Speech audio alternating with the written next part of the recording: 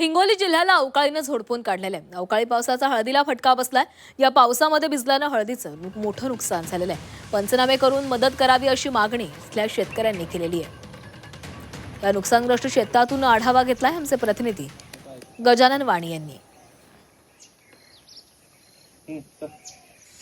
हिंगोली जिल्ह्यामध्ये रात्री वादळी वाऱ्यासह पाऊस झालेला आणि हिंगोलीच्या साखरा परिसरामध्ये रात्री गारपीट झालेली आहे. याच गारपिटीमुळे आता शेतकऱ्यांना मोठा फटका बसल्याचं पाहायला मिळते. सध्या हिंगोलीच्या याच साखरा परिसरामध्ये आहे. बघू शकता की या ठिकाणी हळद उत्पादक शेतकरी आहेत. सगळ्यात महत्वाचं म्हणजे हिंगोली जिल्हा हळदीसाठी प्रसिद्ध असलेला हा जिल्हा आहे. मोठ्या प्रमाणात शेतकरी हळदीची लागवड करतात. मात्र आता संपूर्ण हळद जे आहे ते काढून टाकलेली आहे आणि या अवकाळी पावसामुळे आता शेतकऱ्यांची हळद भिजलेली आहे. बघताय की शेतकरी आता अशा प्रकारे हळद जे आहे ते संपूर्ण भिजल्यामुळे खालीवरी करतात आणि यामुळे शेतकरी मोठ्या संकटात सापडल्याचं पाहायला मिळते. आपण शेतकऱ्यांकडून जाणून घेऊयात काय कशा प्रकारे नुकसान झालंय. तर आपल्यासोबत हळद उत्पादक शेतकरी आहेत. मला सांगा, संपूर्ण हळद भिजली, आता कसं?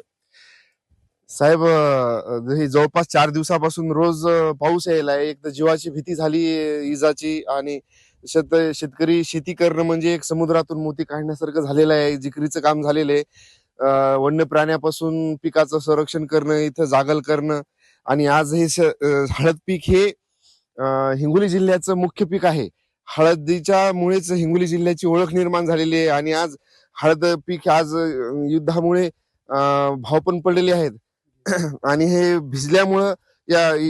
हळद भिजल्यामुळं पॉलिश करताना एका कोंबाचे 2 कोंब होतात, कारण त्याचा ठिसूळपणा येतो आणि हळदीची प्रत हे होऊन जाते, खालावती. तर त्याला मिळणारा जो भाव असतो, आधीच भाव 12,000 मिळायला आणि भिजल्यामुळं त्याची 7 ते 8,000 रुपये विक्री होणार. या नुकसानामुळं शेतकरी हवालदिल झालेला आहे. कॅमेरामन राजेश सोबत गजानन वाणी, जी 24 तास, हिंगोली.